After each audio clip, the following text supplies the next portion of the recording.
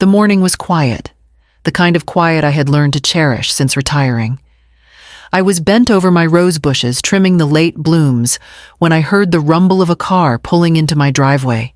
I wiped my hands on my gardening gloves and turned. Rowan's SUV sat there, both doors swinging open. He stepped out first, looking worn shoulders, slouched his tie, crooked, as though he had lost the fight with the morning before it even began. Livia followed, heels clicking against the concrete, her blonde hair shining as if she'd just stepped out of a salon. 2 large suitcases stood beside them. I felt a tightening in my chest, even before Rowan spoke. "Mom?" he said, his voice low. "We sold the house." The words hit me harder than I expected. That house wasn't just theirs, it was the home I had helped them buy, the one I thought they'd raise a family in. I steadied myself, brushing dirt from my apron. "You sold it." "Yes," Livia answered smoothly, a faint smile tugging at her lips. "And the $500,000 is gone." "Spent." She said it like she was announcing a shopping trip, not the collapse of their future. I stared at her. "Gone." She gave a light shrug. "Things we needed. Jewelry, a trip or two, paying off debts. It adds up." Rowan's eyes darted away, shame written across his face. My knees felt weak. I thought of the nights I had worked overtime years ago to help them get that house. Livia set her manicured hand on one of the suitcases. "So, we'll be staying here, just until things settle." The casual tone, the assumption, it made the air heavy. I pressed my palm against the porch railing, grounding myself. "No," I whispered. For the first time, Livia's smile vanished, her eyes sharpened, cold and unyielding. Rowan shifted uncomfortably, caught between us. The roses at my back still carried their sweet scent, but the ground beneath my feet felt unsteady. And before I could step inside, her voice rose sharp as glass. "What do you mean, no?" "No," I said again, louder this time, my voice shaking but firm. Livia's eyes narrowed, her lips curling as though I had just spat in her face. "Excuse me," she barked. "We're your family. You don't get to say no." Rowan shifted beside her, his hands shoved deep in his pockets. He wouldn't look at me, wouldn't look at anyone. "You've got rooms sitting empty." Livia pressed, her voice carrying down the street. "What kind of mother refuses her own son? After all we've been through, after everything we deserve." The word deserve snapped something inside me. I straightened my shoulders. "You can't live here. Not like this. Not after selling your house and throwing the money away." Her face twisted. The sound of my refusal must have carried because I saw blinds twitch across the street. Mrs. Patel from next door stepped onto her porch, her hand hovering near her mouth. 2 children on bicycles slowed their heads, turning toward the scene. "Don't embarrass us," Rowan muttered, finally, raising his eyes, but only to plead. "Mom, please don't make this harder." "I'm not making this harder," I said evenly. "You are." That was when Livia moved. Quick as a flash, she raised her hand and struck me across the face. The crack of skin against skin rang through the cul-de-sac, louder than the cicadas, louder than my own breath. My head snapped to the side, my cheek burning hot. Mrs. Patel gasped audibly. Someone down the block called out, "Did she just hit her?" I steadied myself against the railing, my fingers gripping the wood until they ached. Rowan's mouth fell open, but no words came. My voice was low but clear as I reached into my pocket and pulled out my phone.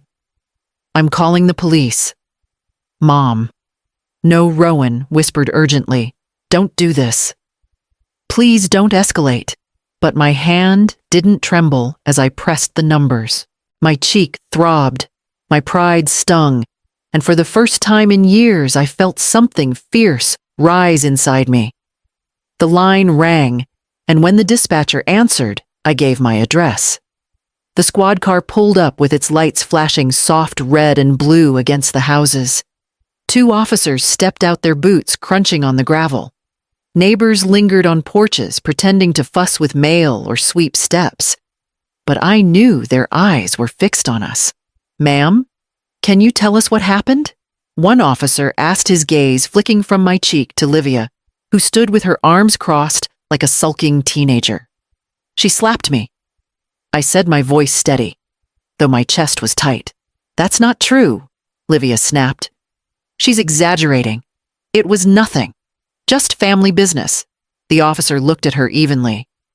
Family or not, assault is still assault. Then he turned back to me. Do you want to press charges? Rowan stepped forward, panic in his eyes. Mom, please, don't do this. She didn't mean it. She just lost her temper. My hand brushed against the sting on my face. It was still hot, proof enough. I met the officer's eyes and nodded. Yes. Livia's mouth dropped open. You can't be serious. Over one little slap? The officers began writing notes, taking statements from Mrs. Patel and the couple across the street. Livia's voice grew shrill, her protests ringing out, but it was Rowan's silence that cut me deepest.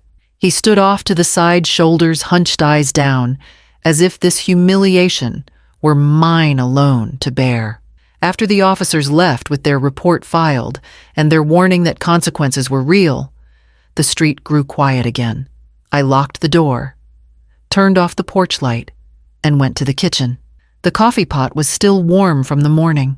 I poured myself a cup, the familiar bitterness grounding me. At the table, I sat in the stillness, replaying it, all the neighbors' stares, the officers' questions, Rowan's helpless eyes, and above it all, his silence. I thought back to the beginning, to when I had first given them $40,000 for the down payment on their house. Money I had scraped together from my retirement savings. Money meant for their security, and now it was gone, like my peace. Sleep didn't come that night. I sat at the table long after the coffee pot went cold, the sting on my cheek fading, but the ache in my chest only growing sharper. Every time I closed my eyes, I saw Rowan's silence. I saw Livia's smirk.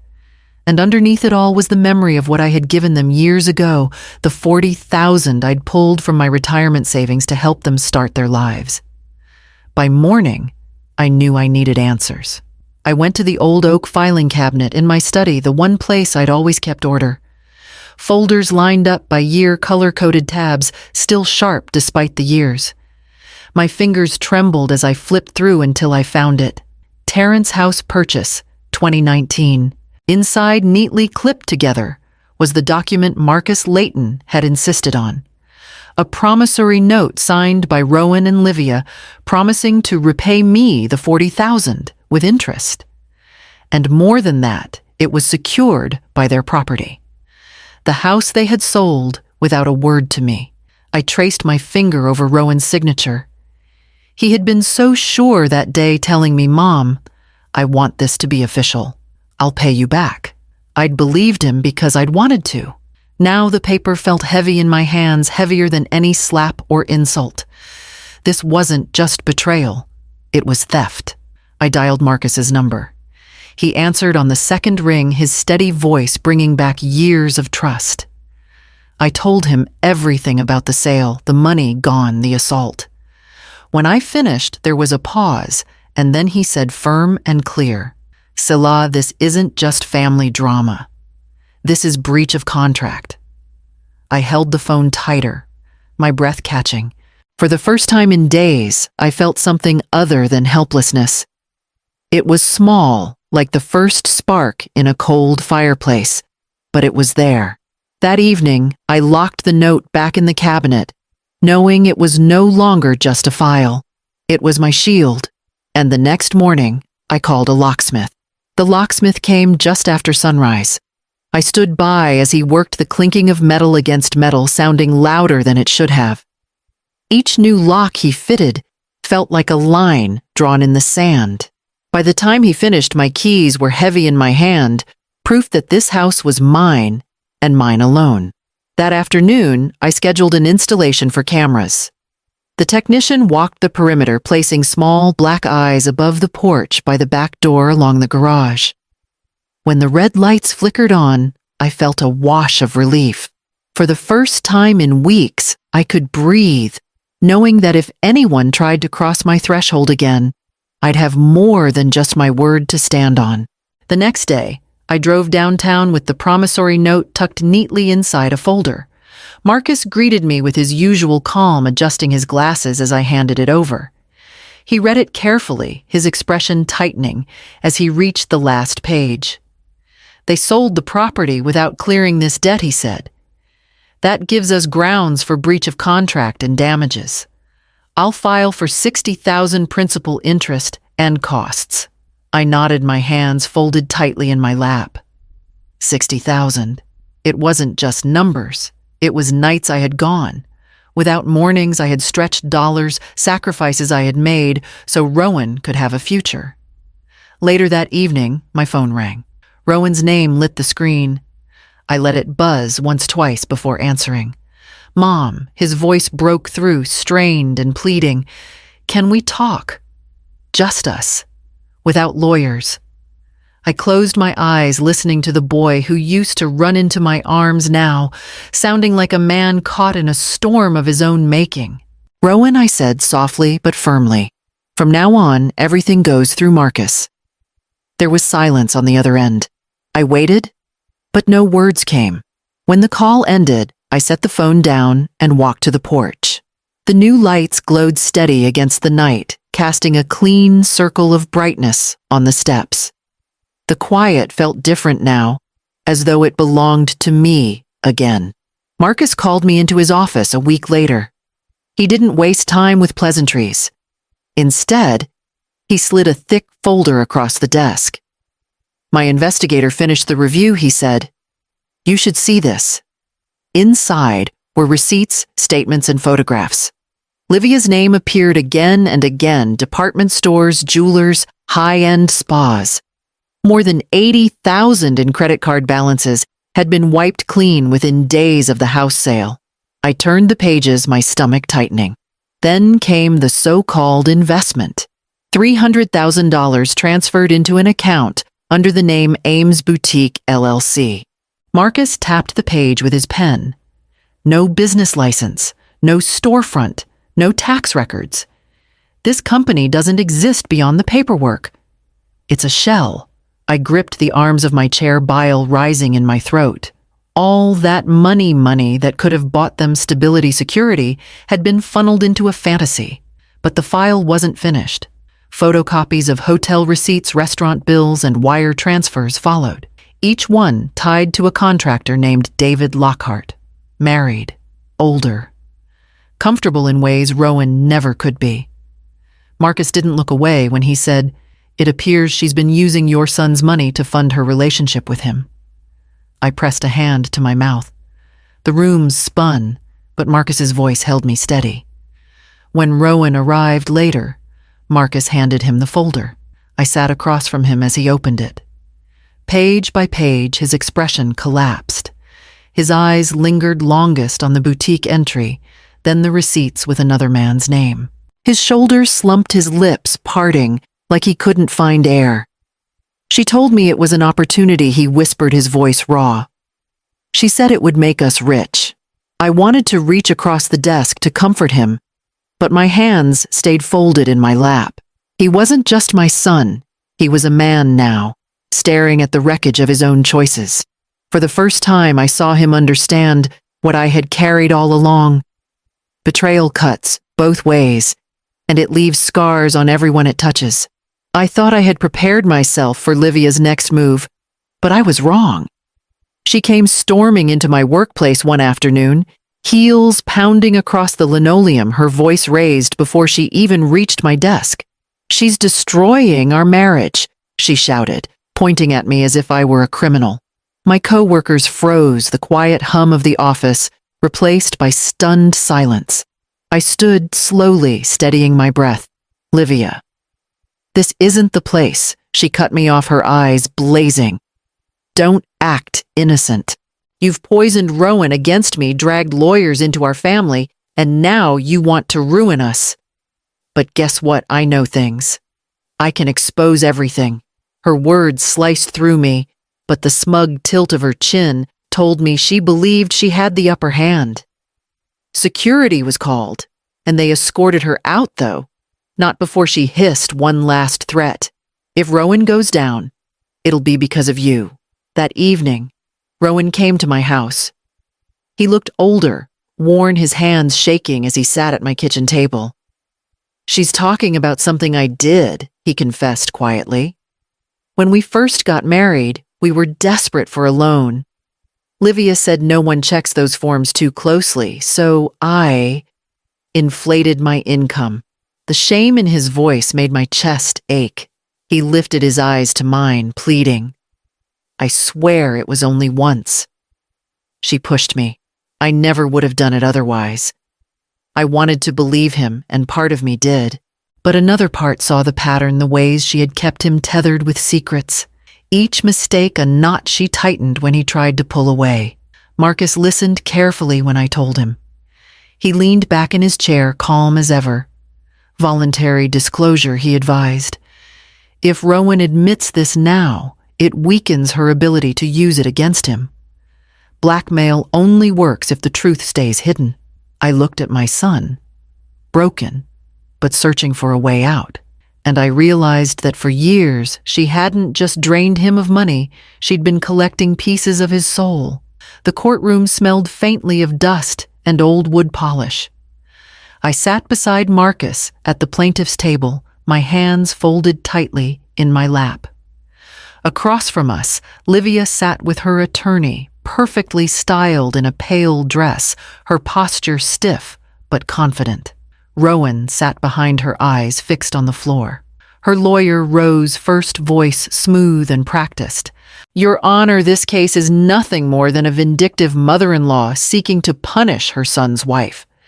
Mrs. Kincaid has never approved of my client, and now she's using the courts to settle personal grudges. Family disputes belong around the dinner table, not in civil litigation. I kept my eyes forward, but my chest burned. Every word was designed to paint me as bitter, jealous, small. Marcus stood without hurry. He placed the promissory note on the judge's bench. This isn't about grudges. It's about a legally binding loan of $40,000 never repaid, tied to property that was sold without clearing the debt. Here is the signed contract. Here are the dates. Here is the balance owed with interest. He called Mrs. Patel to the stand.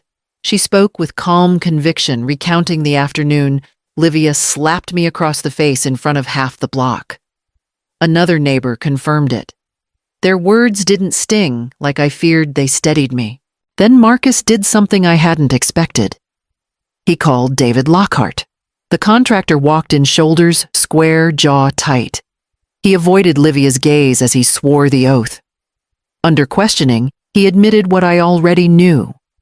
Livia had told him she had access to family money, that her husband was slow to provide, and that she needed support while she waited for a boutique investment to pay off. He confirmed dinners, hotels, jewelry paid with Rowan's funds. Livia's face blanched. Her hands gripped the edge of the table as if she could hold the story together by force alone. But it was slipping, unraveling thread by thread, each lie laid bare before the judge. The silence that followed his testimony was heavier than any gavel. And I knew the collapse had finally begun. Judge Morales leaned forward, her glasses low on her nose, as she shuffled the papers before her. I have heard enough, she said firmly, her voice carrying through the room. The evidence is clear. Mrs. Kincaid provided a loan of $40,000, secured by property, later sold without repayment. Payments were missed for years, and additional damages are warranted. I am ruling in favor of the plaintiff. My breath caught. The defendants will repay $67,000 within 30 days. If not, this court will authorize wage garnishment and asset seizure. Furthermore, I am forwarding the matter for review by the district attorney's office regarding potential fraud. The gavel came down with a sharp crack. It was over. Across the aisle, Livia's composure dissolved. Her makeup streaked as she buried her face in her hands. Her lawyer whispered frantically, but her body shook with silent sobs. Beside her, Rowan remained motionless, staring at the ground as though he had finally seen the full weight of what he had lost. As the courtroom emptied, Rowan lingered by my side. His voice was barely above a whisper. "Mom, I'm filing for divorce." I looked at him, searching his face for the boy I once knew. For the first time in months, I saw a flicker of him there, raw but real. I touched his arm lightly, not with triumph, but with quiet sorrow. Do what you must to save yourself. Outside, the autumn air felt cool against my skin. I stood on the courthouse steps, watching Livia pace in circles, her tears turning bitter, her words sharp as she snapped at Rowan. But he didn't follow her. He walked in the opposite direction, shoulders hunched but unburdened each step, pulling him further away. I stayed rooted on those steps, feeling the sun warm my face. For the first time in a long while, I wasn't carrying shame or fear. I was standing with dignity intact, with a future I thought I had lost. And as I watched Rowan disappear down the street, I knew my fight wasn't just for money. It was for my voice finally heard. The seasons turned, and with them, the heaviness in my chest began to lift. By spring, the roses out back were budding again, their stems strong despite the winter's bite. I knelt in the soil, pruning with care, the sun warm across my shoulders. Life had settled into a rhythm I hadn't known I needed. Rowan called every week. His voice was different now, measured humble, stripped of the false bravado he used to wear like armor. He rented a small apartment on the east side of town. Nothing fancy, but his. He told me he cooked his own meals, learned how to budget, even started walking to work. Each month, without fail, a check arrived in the mail. He signed them neatly, as if the act itself was a pledge to stay on course. As for Livia, her name appeared in the paper more than once. Fraud charges linked to the boutique that never existed. She was out on bond, but the image of her poised confidence had crumbled, replaced with mugshots and court dates. I felt no triumph in seeing her fall, only relief that the storm she brought into my home no longer touched me. I found joy in smaller places, joining the local gardening club, sharing cuttings and coffee with women who knew the patience of tending living things. Each morning, I sat on the porch, steaming cup in hand, watching the street wake. Neighbors waved. Some even came by to say how proud they were of me for standing my ground. One evening, I spread my will across the table. I revised it carefully, line by line, ensuring that every dollar, every asset would someday support women's shelters, places where dignity could be rebuilt from the ground up. Not 1 cent would go to those who had tried to break me. When I sealed the envelope, I felt lighter. My life had roots again, deep, steady, and mine alone. If saying no costs you your family but saves your soul, wasn't it always the only answer?